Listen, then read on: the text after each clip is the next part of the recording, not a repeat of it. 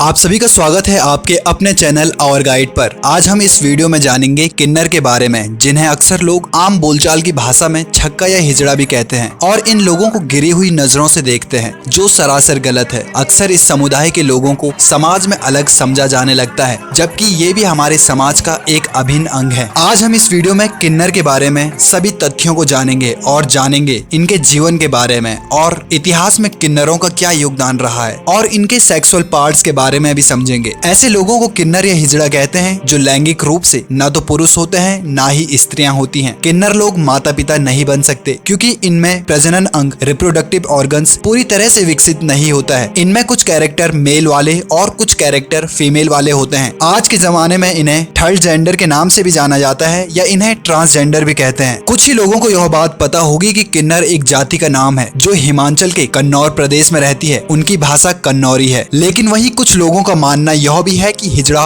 उर्दू शब्द है और किन्नर हिंदी शब्द। इस विवाद से बचने के लिए सरकार एवं सामाजिक संगठन इन्हें ट्रांसजेंडर या थर्ड जेंडर कहते हैं। मानवों में क्रोमोसोम की संख्या 46 होती है, जिसमें से 44 ऑटोजोम्स होते हैं, बाकी 2 सेक्स क्रोमोसोम होते हैं। ये 2 सेक्स क्रोमोसोम निर्धारित करते हैं कि जन्मा बच्चा लड़का होगा या लड़की। यदि क्रोमोसोम XY है तो वह पुरुष कहलाता है, यदि क्रोमोसोम XX है तो वह महिला कहलाती है। अगर यदि मानव शरीर में क्रोमोसोम डिसऑर्डर हो जाए तो XY और XX क्रोमोसोम के अलावा XXX, YY, OX क्रोमोसोम बनते हैं, जिसके कारण जन्मा बच्चा किन्नर या हिजड़ा कहलाता है। किन्नरों की संख्या लगातार देश में घट रही है क्योंकि अब मेडिकल साइंस यह पता लगा देती है कि माँ के गर्भ में पलने वाला बच्चा किन्नर तो नहीं है। अगर होता है तो उसे गर्भ में ही मार दिया जाता है, जिसे मेडिकल टर्मिनेशन ऑफ प्रेगनेंसी बोलते हैं। किन्नरों का इतिहास काफी पुराना है। जब से मनुष्य जाति धरती पर है तभी से किन्नर भी हमारे समाज में है। महाभारत और रामायण के पन्नों को पलटने पर पता चलता है कि वहाँ पर भी इनका जिक्र किया गया है। पहले किन्नर राजाओं एवं महाराजाओं के महलों में नाचने और गाने का काम किया करते थे। साथ ही शादी व बच्चों के जन्म पर भी वह नाचा करते थे और आज भी शादी बारातों में नाच गाना करते हैं, जो इनकी आय का मुख्य कारण है। लेकिन कुछ सालों से देह व्यापार में भी किन्नर समुदाय शामिल है। मुगलों के समय में हिजड़ों को राज दरबारी काम मिला करता था और भारत के स्वतंत्रता आंदोलन में भी हिजड़ों ने सक्रिय भूमिका निभाई है, जिस कारण ब्रिटिश सरकार ने हिजड़ा समुदाय को अपराधी घोषित कर दिया था। भारत सरकार द्वारा 1949 में इस कानून को निरस्त कर दिया गया था। सर्वोच्च न्यायालय के फैसले के बाद भारत में हिजड़ों को अन्य नागरिकों की तरह सभी मौलिक अधिकार प्राप्त हैं। किन्नर के रूप में जन्मे बच्चे को माता पिता स्वयं किन्नरों के हवाले कर देते हैं या किन्नर उस बच्चे को खुद आकर ले जाते हैं, जिसका वह खुद लालन पोषण करते हैं। किन्नर न तो पूरी तरह से हिंदू धर्म को मानते हैं और न ही पूरी तरह से वह मुस्लिम धर्म को मानते हैं। मान्यताएं: ऐसा माना जाता है कि ब्रह्मा जी की छाया से किन्नरों की उत्पत्ति हुई है। ज्योतिषी के अनुसार ऐसा माना जाता है कि वीर्य की अधिकता से बेटा होता है और रज यानी रक्त की अधिकता से बेटी। अगर रक्त और वीर्य दोनों बराबर रहे तो किन्नर पैदा होता है। खैर, यह मान्यताएं हैं। महाभारत में अज्ञातवास के दौरान अर्जुन ने विहनला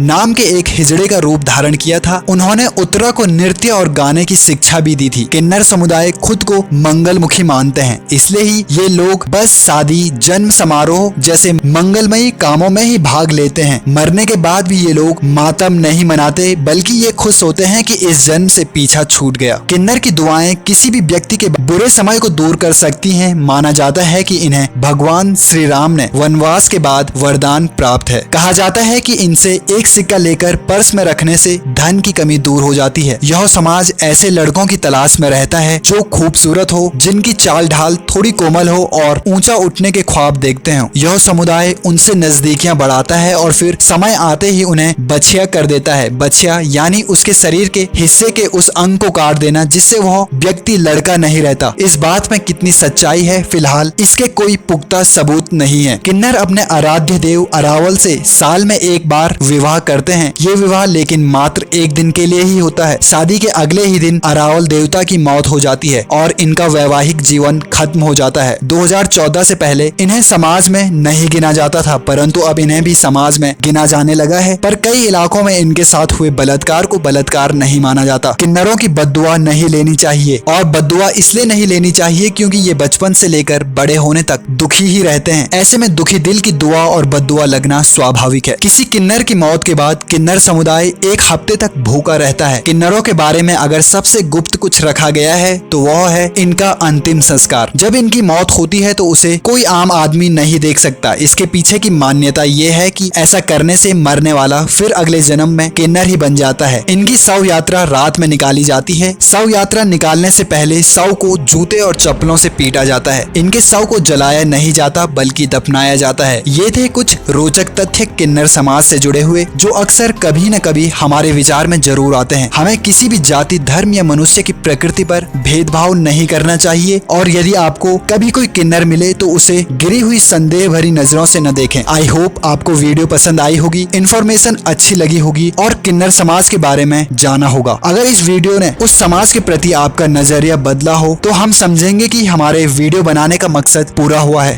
थैंक यू।